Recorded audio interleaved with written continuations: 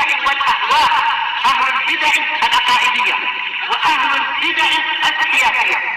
نقول بيننا وبينكم السلف، بيننا وبينكم الكتب، كان فيقول البدع بيننا وبينكم. Bismillahirrahmanirrahim. Alhamdulillah, salatu wassalamu ala rasulillah wa ala alihi wa sahbihi amma ba'd. Kita akan meneruskan pembacaan kitab Bulughul Maram yang ditulis oleh Al-Imam Ibnu Hajar Al-Asqalani rahimahullahu taala. Setelah kita menyelesaikan kitab Taharah, kitab yang pertama dari kitab Bulughul Maram ini, kitab yang membahas tentang masalah bersuci, demikian juga wudu. Telah lewat kita membahas masalah yakni aniyah, masalah air, demikian juga tentang masalah tempat air, demikian juga adab buang hajat, demikian juga ini tata cara berwudu, demikian juga tentang mandi, hukum junub, tentang haid dan semisalnya yang telah lewat pembahasannya. Kemudian kita akan masuk di sini kitab shalah, kitab yang membahas tentang masalah salat. Disebutkan oleh Imam Nawawi rahimahullah taala, disebutkan oleh Syekh Muhammad bin Nizam di sini di Fathul Alam. As-shalah fil lughah ad-du'a. Salat itu secara bahasa artinya doa. Wa sumiyat as-shalah as-syar'iyyah salatan, dikatakan salat yang disyariatkan itu dikatakan salat, ya. Kenapa dikatakan salat itu dia itu adalah salat? Listimaliha alaih, karena mengandung salat itu doa.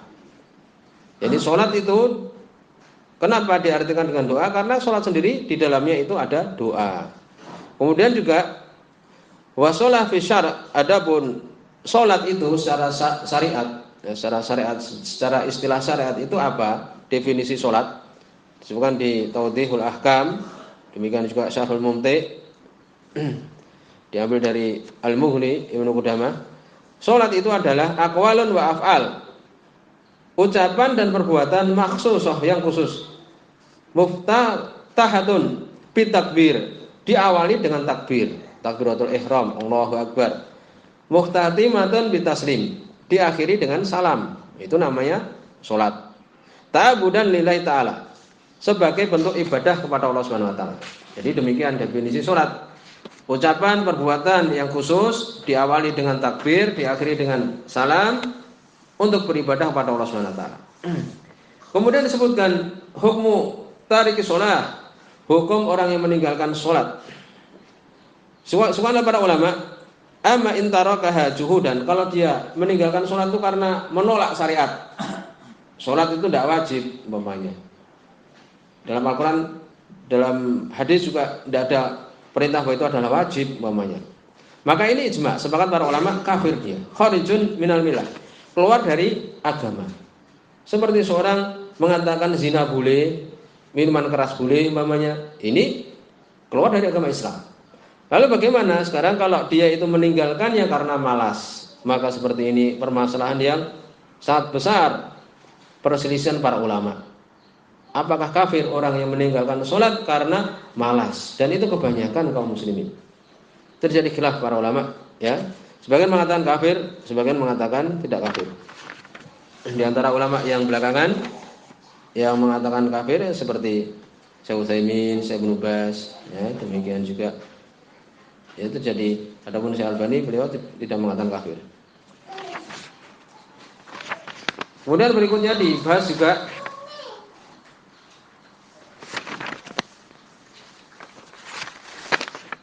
tentang man tajibu alaihim as-shalah, siapa yang wajib untuk salat itu.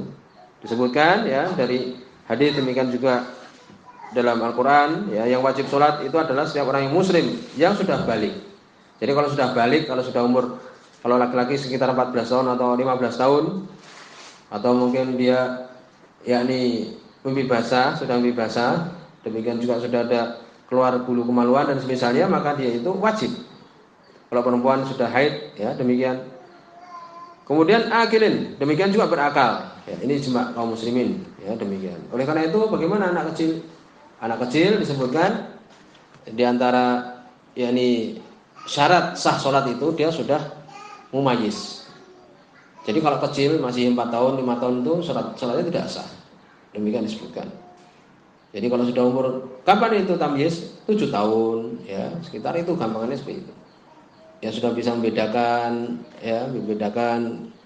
sebenarnya mengatakan antara kuda dengan kambing bisa membedakan seperti itu. Ya berarti sudah tamyiz. Ini sholatnya baru dikatakan sah. Tapi yang kecil 3 tahun, 2 tahun sebutkan ya ini sholatnya tidak sah. Kemudian hal yalzimul murtad ma tarakahu minas shalawat fi riddatihi, apakah wajib orang yang murtad ketika meninggalkan sholat itu untuk membayar, mengganti, ya. Sebutkan yang benar adalah tidak perlu untuk mengqadha. Kemudian juga disebutkan kalau seorang murtad, ya, sudah muslim murtad, kemudian masuk Islam lagi, apakah amalannya itu hilang? Ya, setelah masuk Islam lagi disebutkan amalannya kembali lagi. Al-qaulu as-shahih min qauli ulama ana a'malahu la tuhbit. Ya, amalannya tidak hapus. Ya, ini kembali lagi. Demikian. Demikian juga disebutkan anak kecil tidak wajib sholat juga.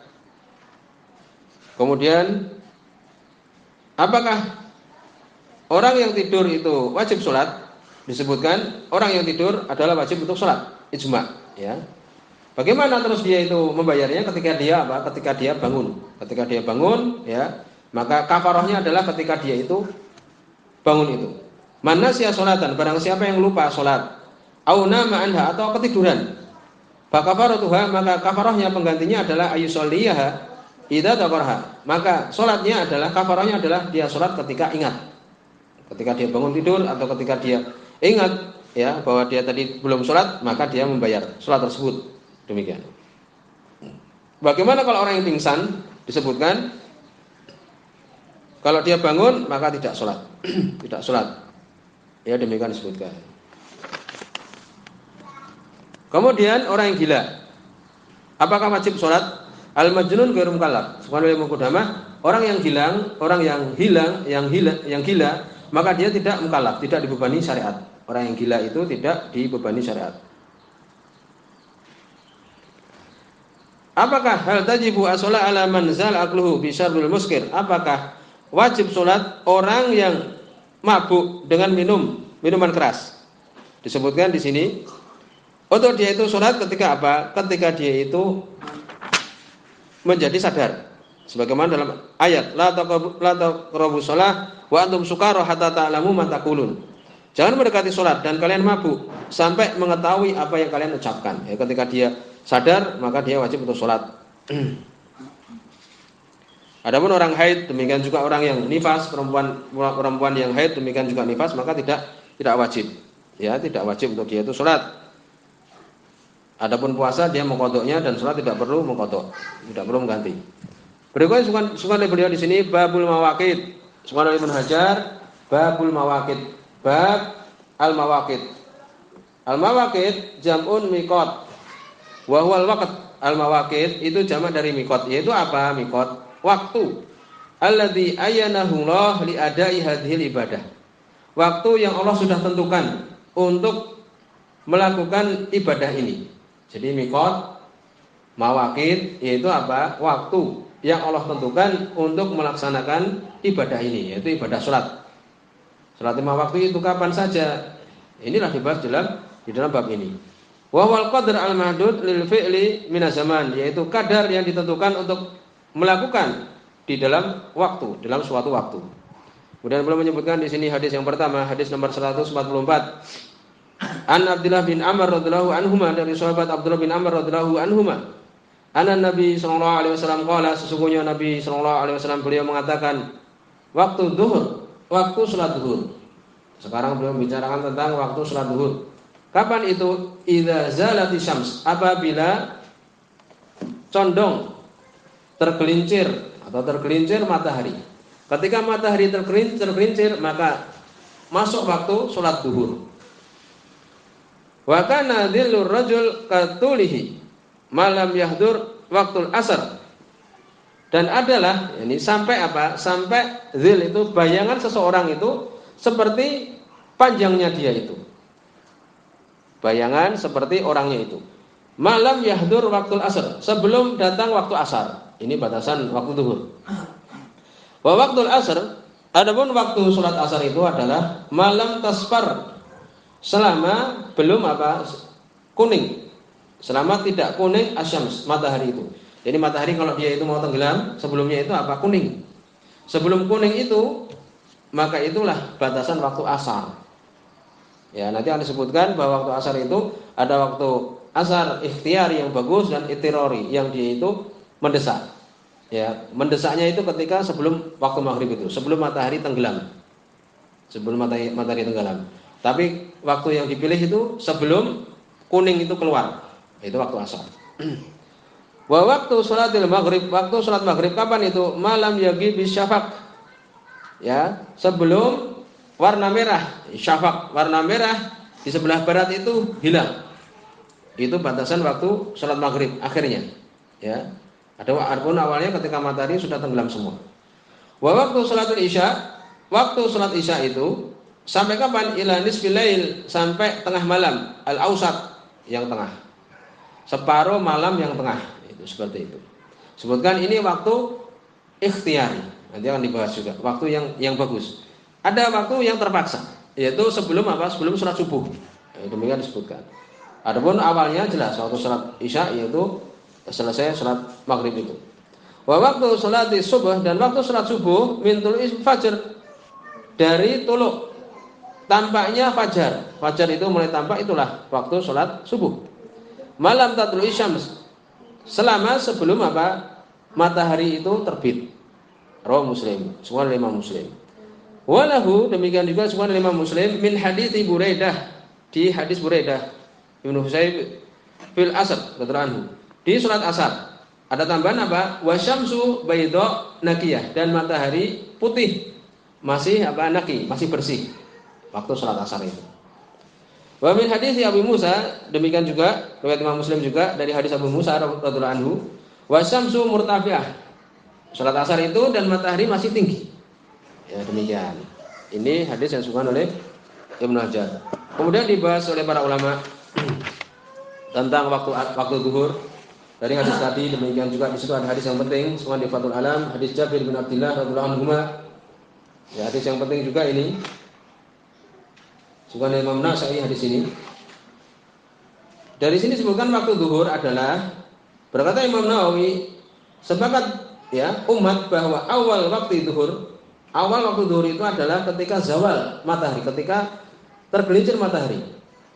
Dan bagaimana ini kita mengetahui matahari itu tergelincir? Disebutkan di sini oleh Ibnu Qudamah, makna zawal di sana sebenarnya adalah mailuhat, condongnya dia itu ankab di sama, di kabid di sama, di tengahnya, ya, tengahnya langit itu, di perutnya itu, tengahnya itu. Diketahui dengan apa?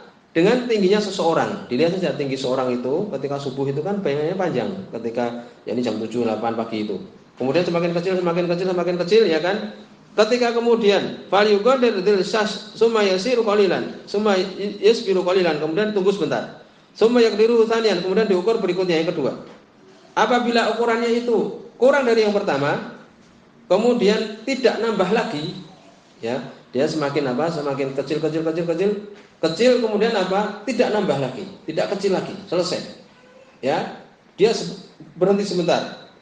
Wa in zada wa lam yanqus, kemudian semakin bertambah dia dan tidak kurang, faqad zalat, maka inilah dinamakan tergelincir. Jadi semakin pendek bayangan itu, kemudian diam sebentar, kemudian setelah itu dia semakin panjang. Nah, itulah masuk namanya tergelincir. Yang sebenarnya kita demikian perhatikan, yakni waktu zuhur, ya, kita perhatikan itu, kemudian atau kebiasaan, ya, diperhatikan itu, kemudian mulai tergelincir, itulah masuk waktu zuhur. Sebagian yakni lebih berpatokan dengan jadwal, maka ini adalah khata, kurang tepat. Itu digunakan untuk kira-kira saja, tapi tidak kita mengukur langsung. Ini demikian. Kemudian berikutnya akhir waktu sholat zuhur. Sebutkan akhirnya itu adalah ada beberapa pendapat di sini. Ya, akhir waktu zuhur, ya, yang benar adalah waktunya itu adalah masih rudil kullu syai' mislihi, yakni ketika bayangan itu seperti bendanya. ya, selain dari bayangan tadi ketika zawal. Ini demikian. Jadi kalau zawal ketika benda itu dia itu tergelincir, itu bayangan itu biasanya tidak nol. Karena matahari itu jarang di atas kepala kita persis, mesti agak ke kanan atau ke kiri. Maka bayangan yang kecil itu, ya, yang tadi tidak berkurang lagi, tapi malah semakin bertambah, itulah bayangan kecil itu kita tambahkan dengan tinggi benda itu. Itulah akhir dari sholat zuhur.